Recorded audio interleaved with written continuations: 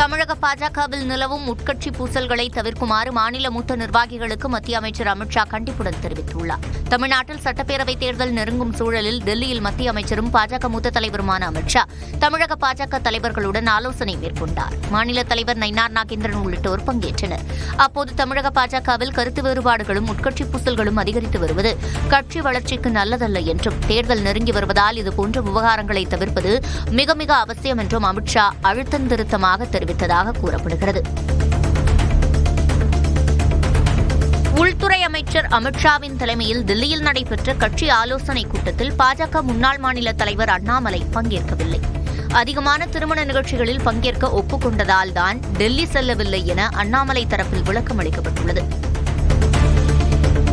திருவாரூர் மத்திய பல்கலைக்கழகத்தின் 10வது பட்டமளிப்பு விழாவில் கலந்து கொண்ட குடியரசுத் தலைவர் திரௌபதி முர்மு மாணவர்களுக்கு தங்கப் பதக்கங்களை வழங்கினார். 2 நாள் பயணமாக குடியரசுத் தலைவர் திரௌபதி முர்மு தமிழ்நாடு வந்தடைந்தார். திருவாரூர் மத்திய பல்கலைக்கழக பட்டமளிப்பு விழாவில் கலந்து கொண்டவர் மாணவர்களுக்கு பட்டங்களை வழங்கினார். MA Classical Tamil Studies, Durga Sri V.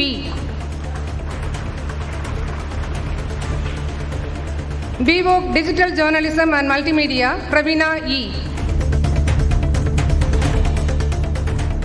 2 நாள் சுற்றுப்பயணமாக தமிழ்நாடு வந்திருந்த குடியரசுத் தலைவர் திரௌபதி முர்மு ஸ்ரீரங்கம் கோவிலில் சாமி தரிசனம் முடித்துவிட்டு டெல்லி செல்வதற்காக திருச்சி விமான நிலையம் புறப்பட்டார். அப்போது கொள்ளிடம் பஞ்சக்கரை அருகே உள்ள தமிழக குடிசை மாற்று வாரிய குடியிருப்பு பகுதியில் கூடியிருந்த பொதுமக்கள் மற்றும் குழந்தைகளை சந்தித்து நலம் விசாரித்தார். பின்னர் தனது பாதுகாப்பு அதிகாரிகள் மூலமாக பொதுமக்களுக்கு சாக்லேட் வழங்கி மகிழ்வித்தார்.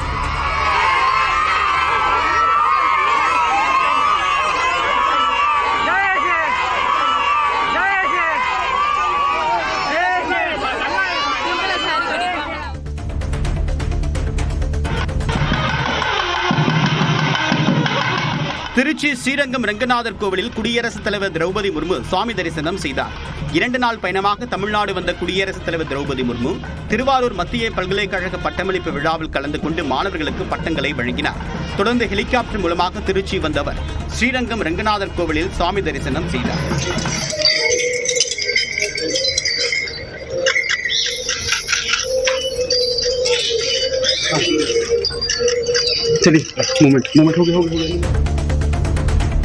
கட்சி விரோத நடவடிக்கை உள்ளிட்ட 16 குற்றச்சாட்டுகளுக்கு பதிலளிக்க அன்புமணிக்கு மீண்டும் கால அவகாசம் வழங்கப்படுவதாக பாமக நிறுவனர் ராமதாஸ் தெரிவித்துள்ளார். கடந்த மாதம் 19ஆம் தேதி நடைபெற்ற பாமக ஒழுங்கு நடவடிக்கை கூட்டத்தில் அன்புமணி மீது 16 குற்றச்சாட்டுகள் முன்வைக்கப்பட்டன. ஆகஸ்ட் 31ஆம் தேதிக்குள் அதற்கு விளக்கம் அளிக்க அவருக்கு நோட்டீஸ் அனுப்பப்பட்டது. இந்நிலையில் தைலாபுரத்தில் செய்தியாளர்கள் சந்திப்பில் பேசிய ராமதாஸ் வரும் 10ஆம் தேதிக்குள் அன்புமணி பதிலளிக்க வேண்டும் என்றார்.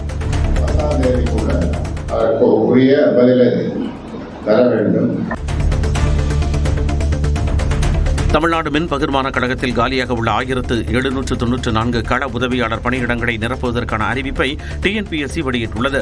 இந்த பணியிடங்களுக்கு ஆன்லைன் மூலம் மட்டுமே விண்ணப்பிக்க முடியும் என தெரிவித்துள்ள டிஎன்பிஎஸ்சி தகுதியும் விருப்பமும் உள்ளவர்கள் அடுத்த மாதம் 2ஆம் தேதிக்குள் விண்ணப்பிக்க வேண்டும் என தெரிவித்துள்ளது. இப்பணியிடங்களுக்கு எழுத்துத் தேர்வு மற்றும் உடற்தகுதி தேர்வு அடிப்படையில் தகுதியானவர்கள் தேர்ந்தெடுக்கப்படுவார்கள் என்றும், தேர்வுக்கு விண்ணப்பிக்க விரும்புகின்றவர்கள் www.tnpsc.gov.in அல்லது www.tnpscexams.in என்ற இணையதளத்தில் விண்ணப்பிக்கலாம் என்றும் டிஎன்பிஎஸ்சி அறிவுறுத்தியுள்ளது. பொதுக்கூட்டங்களில் மக்கள் அதிகமாக இருந்தாலும் ஆம்புலன்ஸுக்கு வழிவிட வேண்டும் என உயர்நீதிமன்ற மதுரை கிளை உத்தரவிட்டுள்ளது.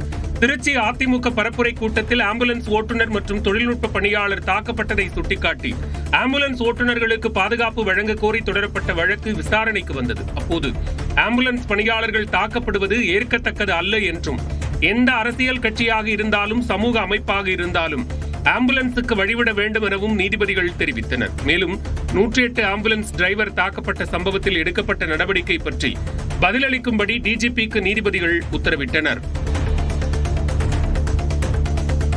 தமிழ்நாடு மின் பகிர்மான கழகத்தில் காலியாக உள்ள கள உதவியாளர் பணிகள் தேர்வுக்கான அறிவிப்பு வெளியாகியுள்ளது. மொத்தம் 1794 காலி பணியிடங்கள் இருக்கக்கூடிய நிலையில் தேர்வர்கள் அக்டோபர் 2ஆம் தேதி வரை இணைய வழியில் தேர்வுக்கு விண்ணப்பிக்கலாம் என்று தெரிவிக்கப்பட்டுள்ளது. நவம்பர் 14ஆம் தேதி கணினி வழியில் கள உதவியாளர் காலி பணியிடங்களுக்கான தேர்வு நடைபெறும் என்றும் அறிவிக்கப்பட்டுள்ளது. கிருஷ்ணகிரி மாவட்டம் ஓசூரில் கொட்டித்தீர்த்த கனமழையால் சாலைகளில் தாழ்வான பகுதிகளில் மழைநீர் தேங்கியது. தமிழக பகுதிகளான ஜூஜுவாடி, மூக்கண்டப்பள்ளி, கொத்தூர், கொத்தகொண்டப்பள்ளி உள்ளிட்ட இடங்களில் பெய்த கனமழையால் சாலைகளில் மழைநீர் பெருக்கெடுத்து ஓடியது.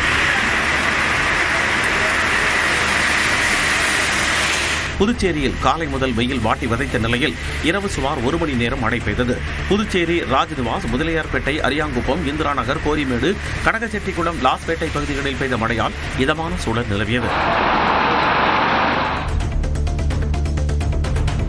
நெல்லை மனோன்மணியம் சுந்தரனார் பல்கலைக்கழகத்தில் ஏற்பட்ட மோதல் தொடர்பாக 11 மாணவர்கள் மீது வழக்கு பதிவு செய்யப்பட்டுள்ள நிலையில் அவர்கள் பல்கலைக்கழகத்திற்குள் நுழைய தடை விதிக்கப்பட்டுள்ளது. மனோன்மணியம் சுந்தரனார் பல்கலைக்கழக வளாகத்தில் வாகனம் நிறுத்துவது தொடர்பாக 1ஆம் ஆண்டு மாணவர்களுக்கும் 2ஆம் ஆண்டு மாணவர்களுக்கும் இடையே மோதல் ஏற்பட்டது. இந்த விவகாரத்தில் 3 மாணவர்கள் கைது செய்யப்பட்டுள்ள நிலையில் 11 மாணவர்கள் மீது போலீசார் வழக்கு பதிவு செய்தனர். தருமபுரி மாவட்டம் அரூர் அருகே அரசு பள்ளி தலைமை ஆசிரியருக்கு மாணவர்கள் கைகால்களை அமுக்கிவிடும் வீடியோ வெளியான நிலையில் தலைமை ஆசிரியை பணியிடை நீக்கம் செய்யப்பட்டார். அரூர் அருகே உள்ள மாவேரிப்பட்டி கிராம ஊராட்சி ஒன்றிய தொடக்கப்பள்ளியில் தலைமை ஆசிரியர் கலைவாணி என்பவர் மேசையின் மீது படுத்துக்கொண்டு பள்ளி மாணவ மாணவிகளை கை கால்களை அமுக்கிவிடச் சொல்லியிருக்கிறார். இந்த வீடியோ காட்சிகள் வெளியான நிலையில் அரூர் மாவட்ட கல்வி அலுவலர் விஜயகுமார் உள்ளிட்டோர் விசாரணை நடத்தினர். சிதம்பரம் அண்ணாமலை பல்கலைக்கழகத்தில் அலுவலக உதவியாளர்களாக பணியிறக்கம் செய்யப்பட்டவர்களை மீண்டும் பழைய பணியில் அமர்த்தவும் உரிய ஊதியம் வழங்கவும் கோரி ஆர்ப்பாட்டம் நடைபெற்றது. அண்ணாமலை பல்கலைக்கழகத்தில் ஹெல்பர்களாக இருந்த 300க்கும் மேற்பட்டவர்கள் அலுவலக பணியாளர்களாக பணியிறக்கம் செய்யப்பட்டு நடவடிக்கை எடுக்கப்பட்டது. இதை கண்டித்து தமிழ்நாடு அரசு ஊழியர் சங்கம் சார்பில் மருத்துவக் கல்லூரி முன்பு போராட்டம் நடைபெற்றது. திருவள்ளூர் மாவட்டம் கடம்பத்தூர் அருகே தண்ணீர் தொட்டியில் தவறி விழுந்த 1.5 வயது ஆண் குழந்தை பரிதாபமாக உயிரிழந்தது. செஞ்சி பானம்பாக்கம் கிராமத்தை சேர்ந்த கார்த்திக் என்பவரின் 1.5 வயது குழந்தை ஜெயகிரேஷ் வீட்டின் அருகே விளையாடிக் கொண்டிருந்த போது தண்ணீர் தொட்டியில் தவறி விழுந்தார்.